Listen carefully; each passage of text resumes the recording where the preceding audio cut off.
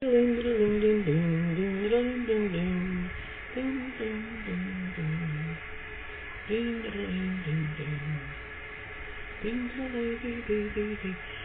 hello.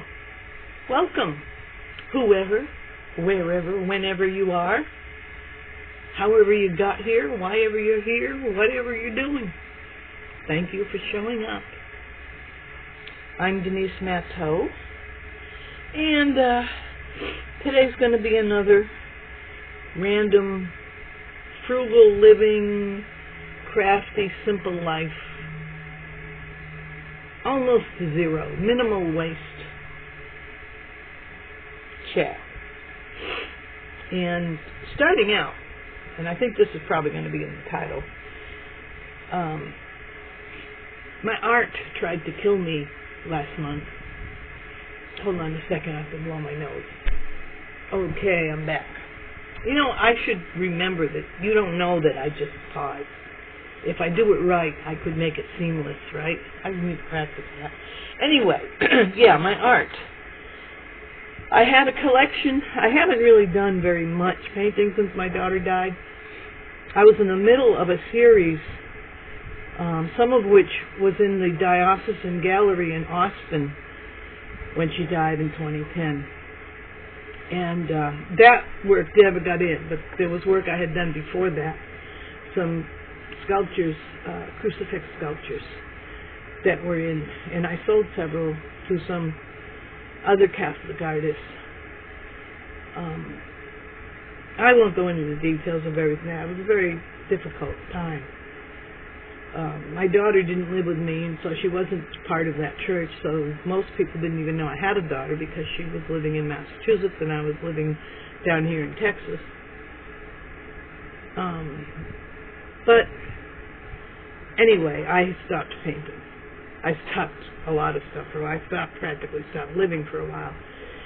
And I had a bit of a crisis of faith, which is perfectly understandable.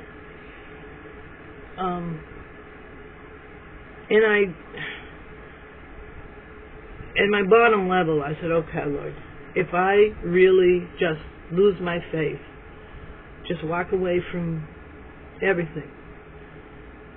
I really didn't want to walk away from Christ. And circumstances were such that I decided I was going to travel for a while. At that time, in 2010, you could buy a Greyhound bus ticket for 60 days and go anywhere in the lower 48 states. As often it was just a continuous bus pass I think it was 60 days. It might have been 90, but I'm sure it was at least 60 days. And I said, you know what, I'm going to buy one of those passes. And I'm just going to travel from city to city to city until I find out where I want to be. I didn't want to stay where I was. I had the idea of moving it. When I moved to Texas, part of the idea was setting up a safe place for my daughter to join me when she finally realized how dangerous Massachusetts was, which didn't happen. But then I said, well, I'm going to do this. And there was this young man I had seen him panhandling, and he looked strong and healthy. He didn't look like he'd been in the street which he hadn't. I think he'd only been in the street for about 48 hours because he had lived in Corpus Christi with his brother and his brother's wife and their child. And I don't know, they had some kind of falling out or whatever, and he said, I'm going up to Austin and get the work up there. And he got to Austin and discovered at that time in 2010, it was very hard for a robust young guy with not much to do except maybe construction work. It was very hard for him to get a job. And he was getting scared because he said everywhere he looked, he saw robust young men standing at intersections with cardboard signs. And he wasn't quite doing that. I was sitting, because I didn't drive. You know, I haven't driven for a long time. I think, when did I give up my license?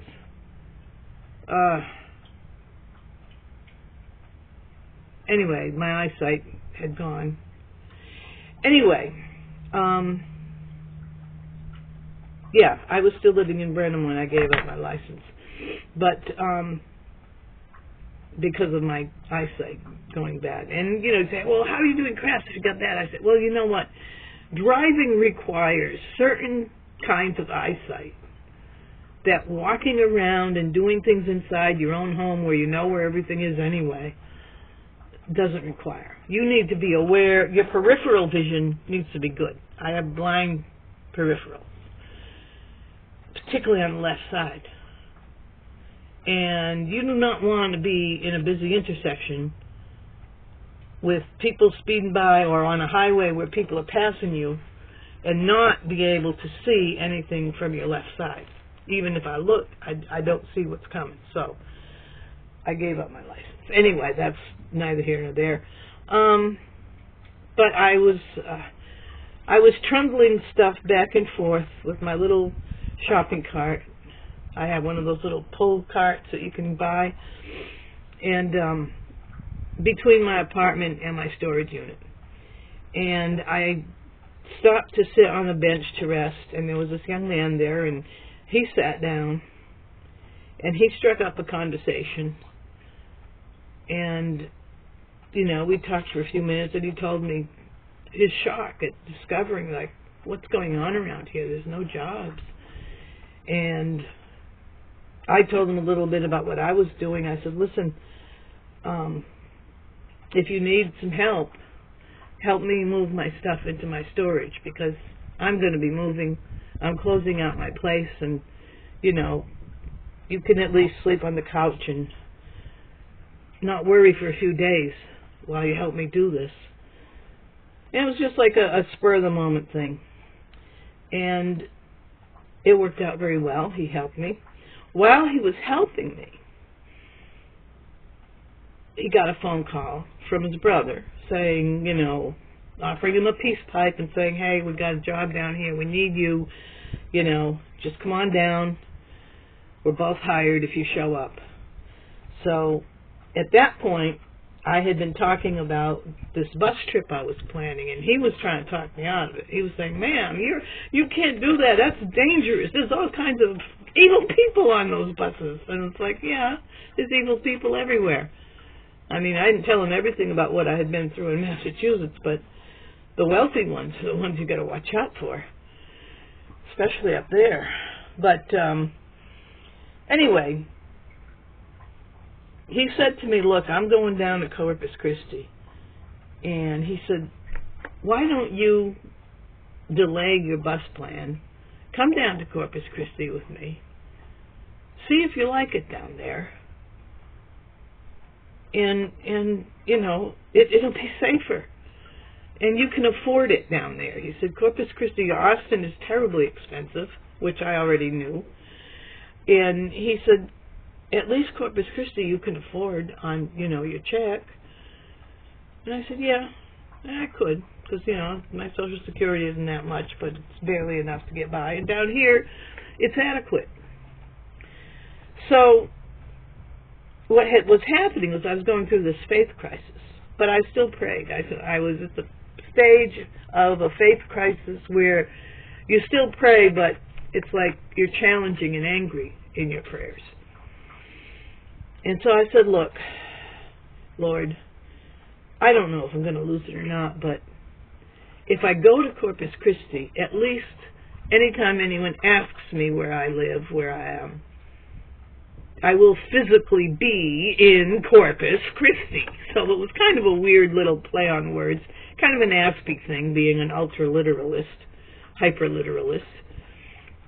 So that's what I did. And it worked out very well. That was 2010. We're now 15 years later.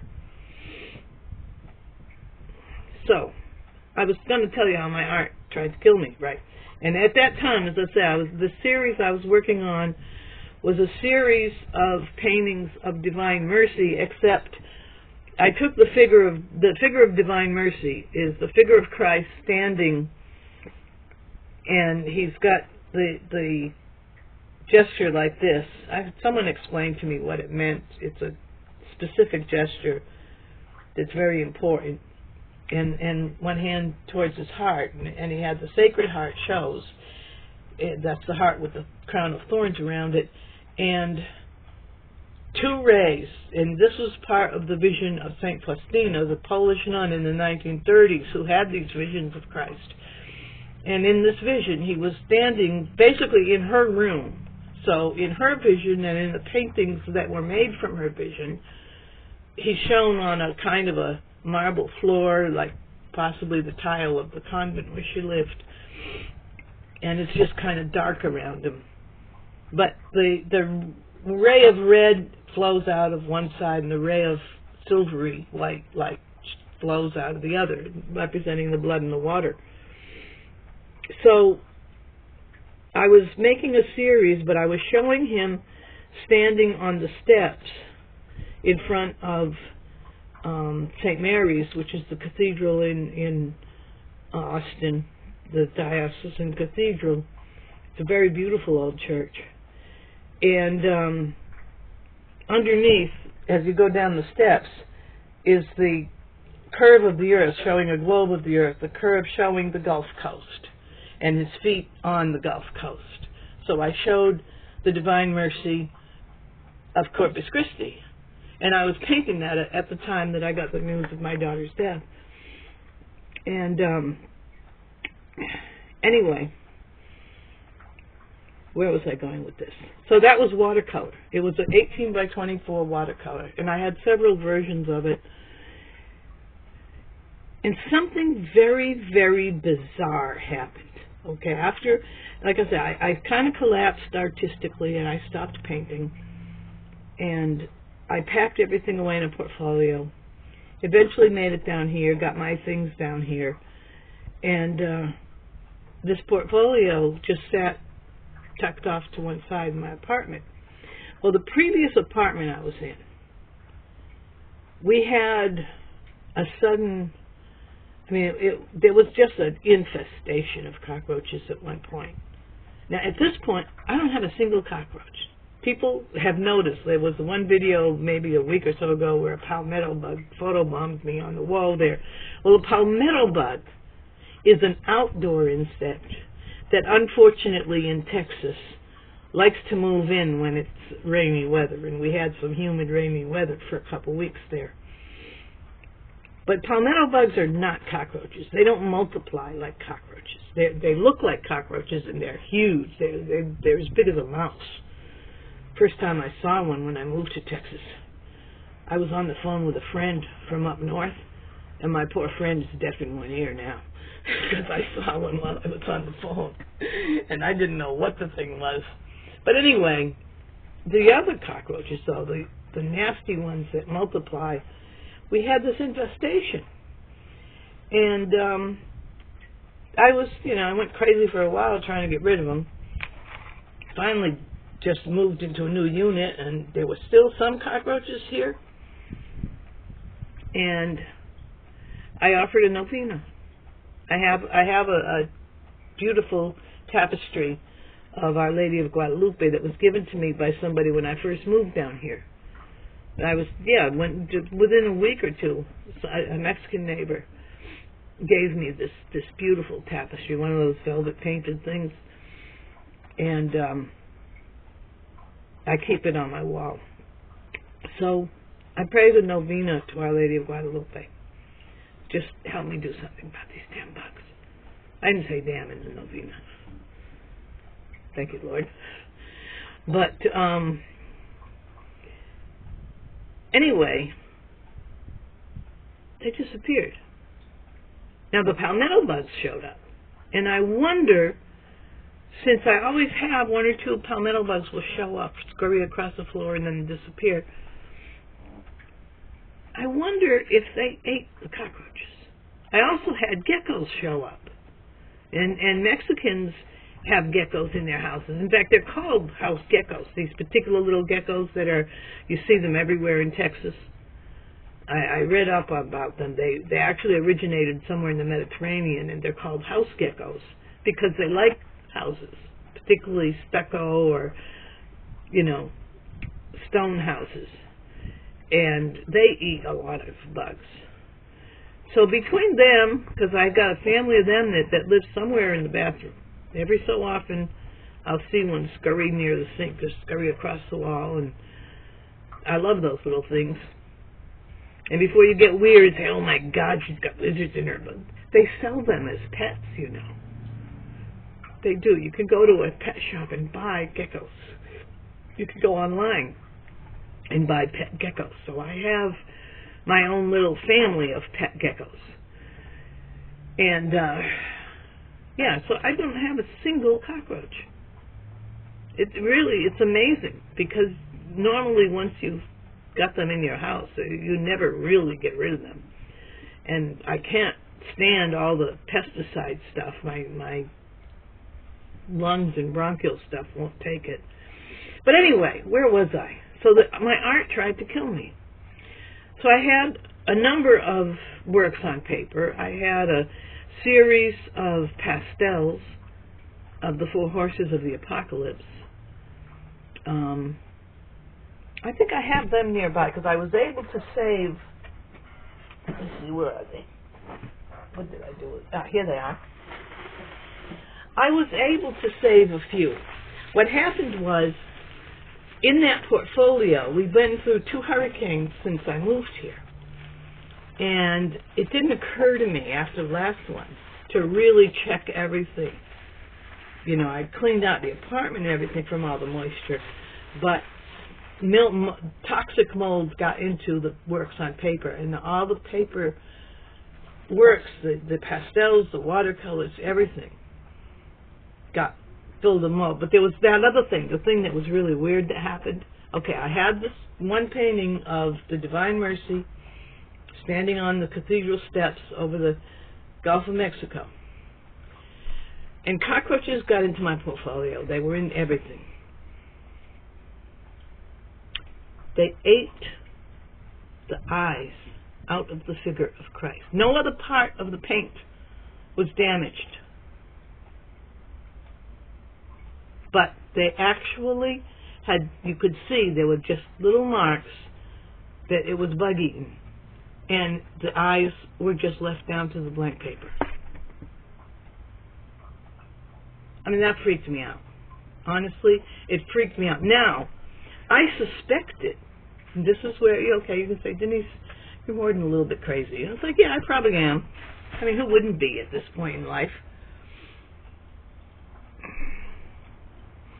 There's some folks that I've been dealing with that have been, you know, I won't go into all of it, because it's the ones that I am seen dealing with are the trolls on YouTube that other people are also dealing with. They infest like cockroaches. They infest every group, particularly if you're a Christian group. Like I've been doing this thing, I've been kind of going at the Estuary and TLC guys, which, yeah, I'm leaving them alone. Let them do their thing. I said my piece. I have nothing more to add. And I don't want to disrupt guys making a safe space for themselves, you know, regardless of what other craziness is going on. But cockroaches got into there, too, because one of the trolls that is part of my daughter's death was a murder. It was listed as a suicide. Officially, the University of Massachusetts does not want to admit that there are gangs controlling their campus. I mean controlling it. Now we see, because we've got all this stuff going on in Washington, D.C., where they're going after the DEI corruption. And if you go through my X page, I've got a pinned video there about my family's involvement in that corruption. At least one member in that case, but other members are also involved. I've talked about it a few times. Anyway, where was I going with that? I lost my train of thought. Well, so this weird thing happened, okay, with the eyes. And then, oh, okay, now I picked up my train of thought again. When I started having to deal with this gang, because they tracked me down on YouTube, as soon as they saw me showing up in YouTube, because 5 years after my daughter died, I started to open up again. I started to play with YouTube channel with my artwork, And I was doing a little bit of political commentary because I can't help it. I'm going to talk about what's going on in the world. And I'm a conservative Catholic, traditional Catholic, so obviously I'm going to say a lot of things the trolls don't like. And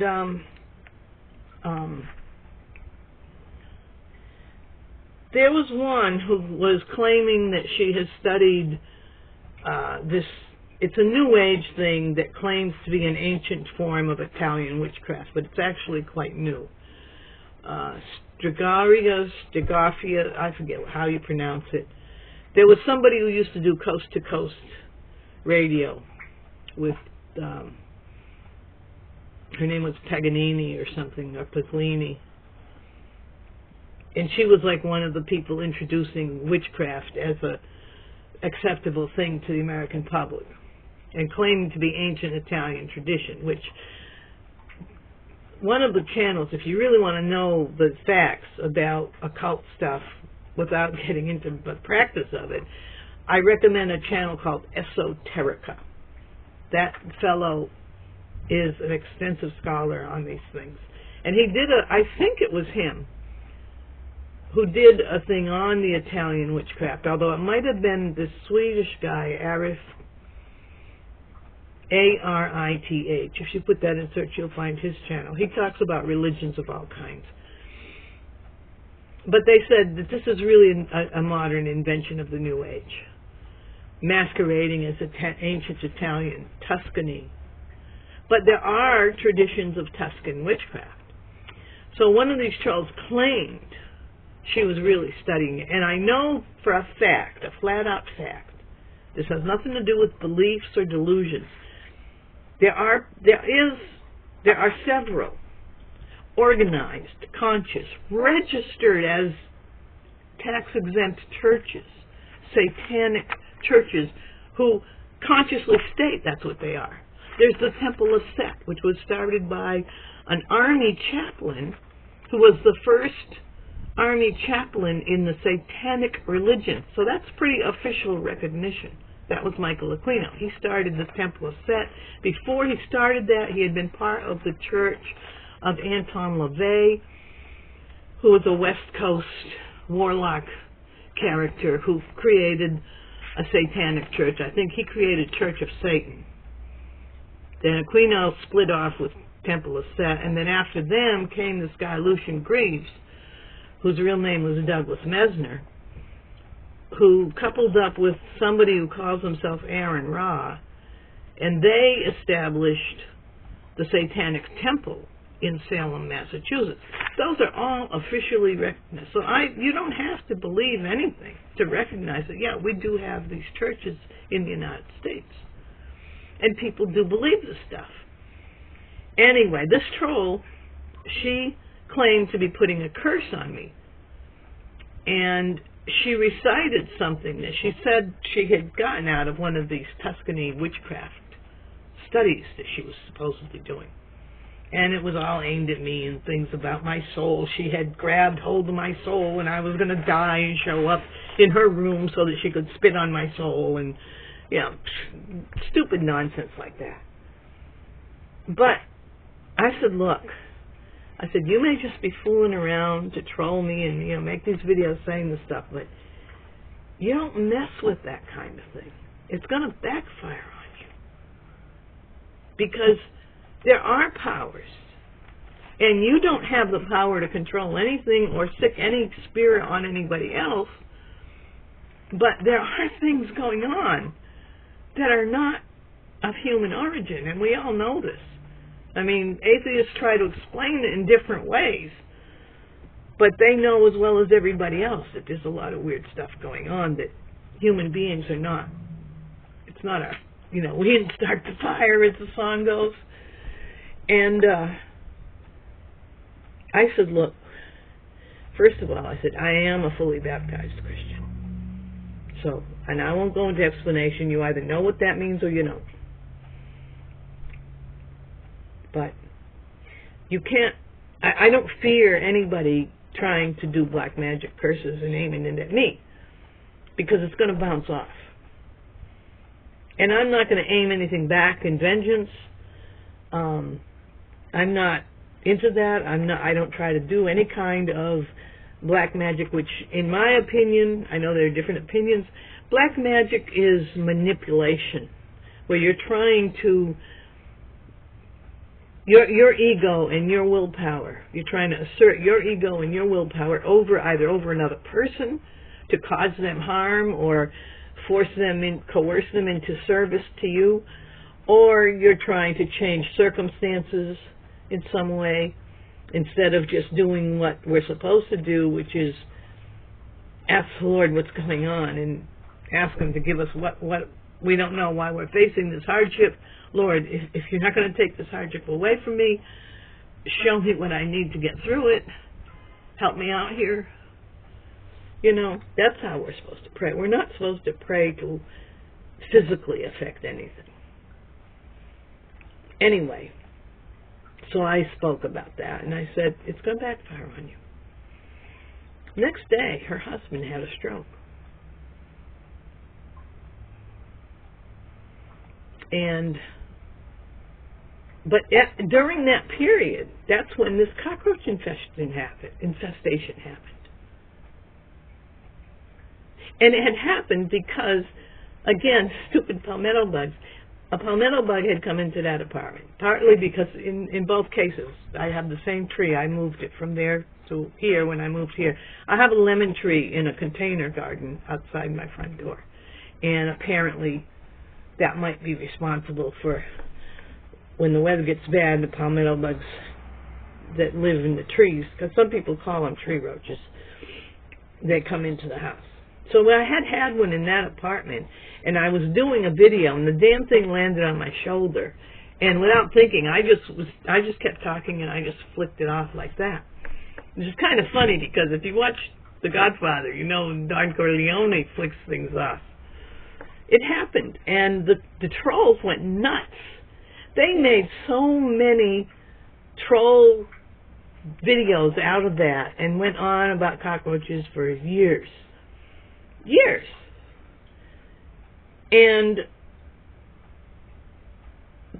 so all of a sudden there was this infestation. And that thing happened with the eyes. It happened while I was in that apartment during that infestation. And then after I moved to this apartment, we still had a little bit of a problem. Nothing like the infestation we had over there. But I prayed about it. And I prayed a novena. And then, between the palmetto bugs and the geckos, I got no more German cockroaches. So that's weird. Okay. But this painting was in the same portfolio, right? And I moved Hurricane Harvey hit when I was in that apartment. Then, after I moved into this apartment, Hurricane Hannah hit. Hurricane Hannah was not a big deal, but she did send a saltwater flood through here, killed off the gardens. It was pretty bad. In fact, some of the gardens never came back from that saltwater flood. And that's where I probably got the toxic mold, because I didn't really think to check all my artwork after that hurricane. And so a few weeks ago, I started this really bad cough. And I was ready to go to the doctor, which, you know, it has to be almost post-mortem to get me to a doctor. And something told me to look in the portfolio. And sure enough, all the paperwork was covered with toxic mold. So I got rid of that, because I had this horrible cough that was just coming up from the just awful cough. Was exhausting me, and I was physically weak, like my heart was not pumping as it should. That's part of what was scaring me a little bit. So I found the mold, took the portfolio out of the house completely, went through it, found a few pieces that I could salvage, and I'm going to show them to you in a minute. My neighbor decided to take one of the paintings of Christ that he felt like he could there was some mold around the edges of it, and he thought, well, if he used a damp rag and some chemical or something, he could. And he did. He managed to clean that up and frame it and keep it. And everything else went in the dumpster.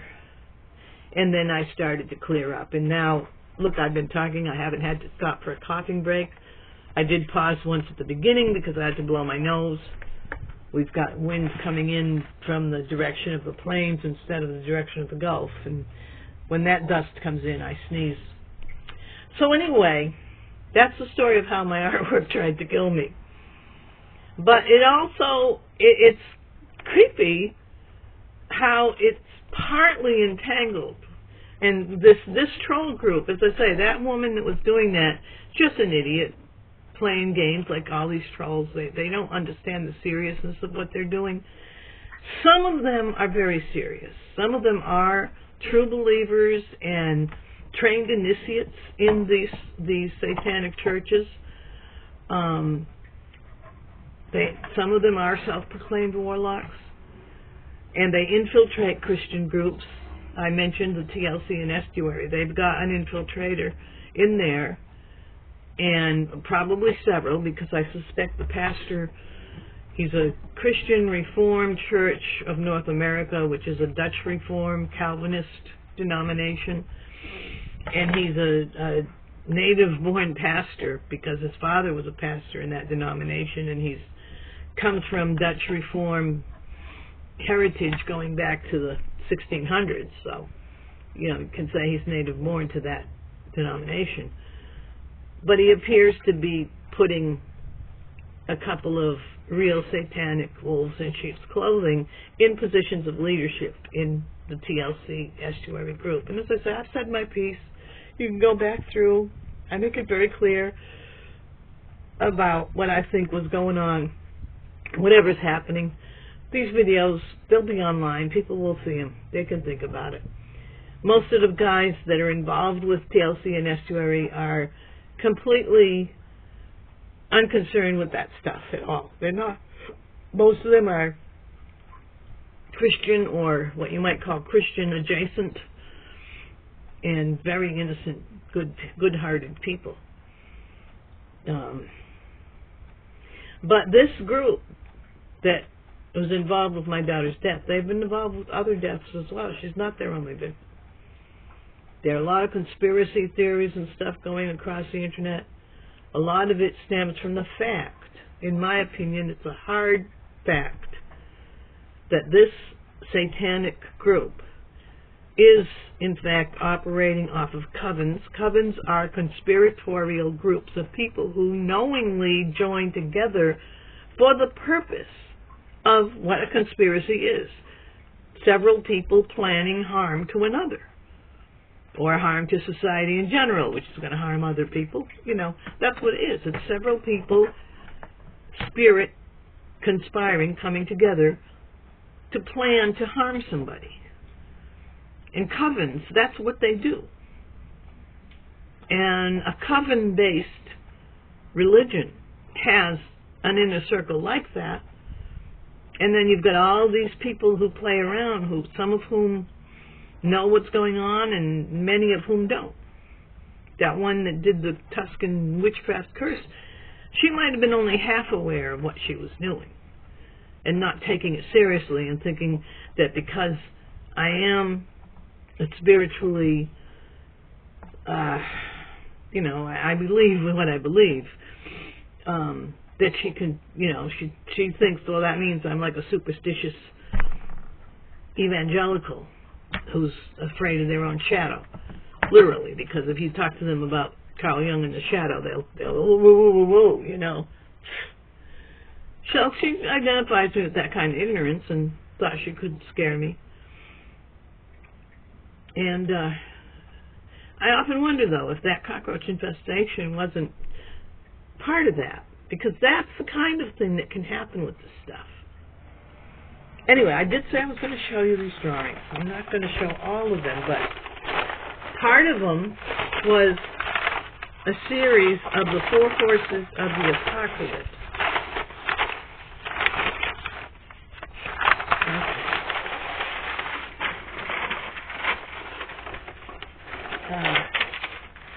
the pale horse of death. The pale horse of death.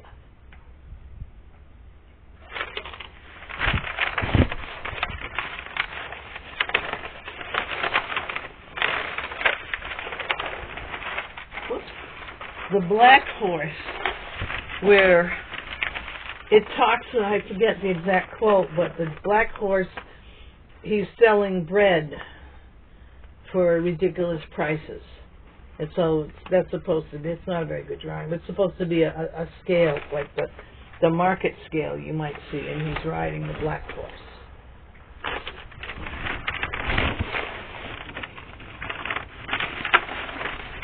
The white horse of the conqueror.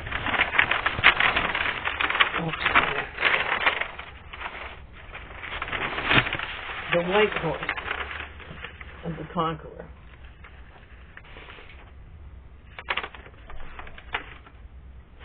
These are 18 by 24, a combination of pastel and paint. I did them as monoprints. I was doing them. I had a studio in Pittsfield, Massachusetts at one time. And, yeah, here's another version of the white horse, the same one. What I did was I had oil paint. I used oil paint on glass.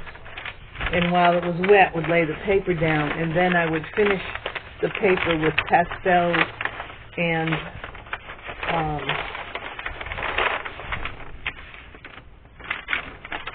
other materials. Now, okay, you got the four horses. There's the white horse, the conqueror, the pale horse of death,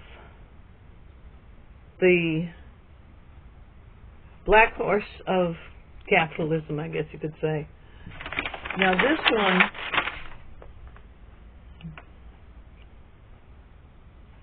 what's the color of the fourth horse? The fourth horse is, no, pale horse is the plague. One of the horses is a horse of illness and plague. But this was, anyway, this is in the series as well. So, that's the four horses of the apocalypse. And that's all I could say about the collection.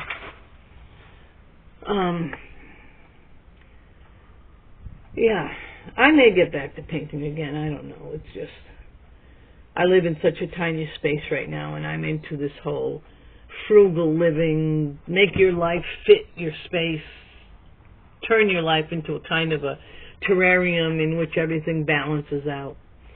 And right now that means that my art form is mainly in the form of textile work. Behind me, right there, you can see, if I can point to it properly, yeah, that is a quilt with sashiko stitching on it. I don't know if I can pull the camera closer to it. No, it won't. It won't show. But one of these days I'll pull that off of that rack and bring it closer to the camera so you can see it. Yeah, well, that's my daily half hour for today. This whole thing about the satanic group, though, I haven't completely forgotten the fact that I was talking about this guy Gabe Hoffman and all the conspiracy stuff with the American Jewish community. They're heavily involved in that, in particularly a specific group around New York City and Berkshire County, Massachusetts, connected in with the structure in Salem, Massachusetts, and the West Coast. This little group of churches, there is that Army connection. Michael Aquino, the chaplain, he's died of cancer in his old age. Maybe about 3 years ago. But these people that are carrying on kind of were formed under his guidance, because as an Army chaplain, he had disciples, you might say, people who really trusted him and followed him, who were Army. And some of them may be we don't know where they are. Some of them are maybe just burned out veterans in the street. Others may still be in the military, because he died about 3 years ago. Any young guy who was under his guidance as a chaplain could easily be a middle-aged officer, and probably in the CIA, because the CIA feeds off the occult. I mean, occult and CIA spy espionage, that kind of all cut from the same cloth. So yeah, I do believe that what's happening in this country is a very deep culture war. You could call it culture war, you could call it spiritual warfare, jihad, but it's more than just what we think about in our conscious political minds when we think about social conflict.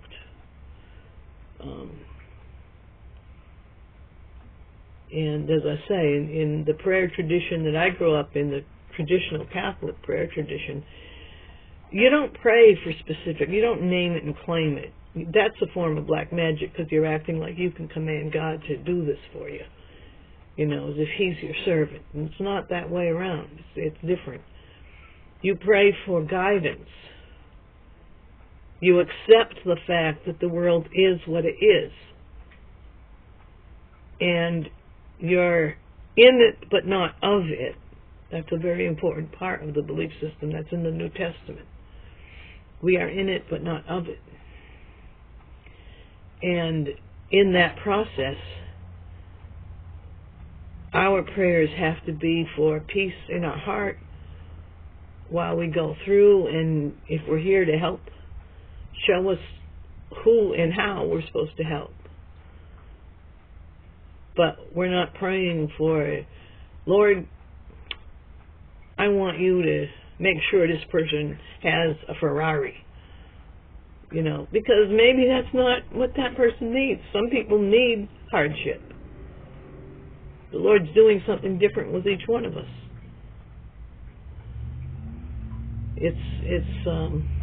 And even the way I just expressed it is wrong, because that suggests an ego mind. And God is not an ego mind. God, some people refer to God as kind of like the matrix field in which we live, and our prayers for guidance are like trying to find the terrain we fit into, where we're supposed to move and how we're supposed to move next, the steps we're supposed to take. Well, I certainly didn't think I was going to go this deep when I started, but here I am, and I'll be back tomorrow for another daily half hour. Thank you for coming, and thank you for listening this far if you're still here. Denise Matteau, over and out.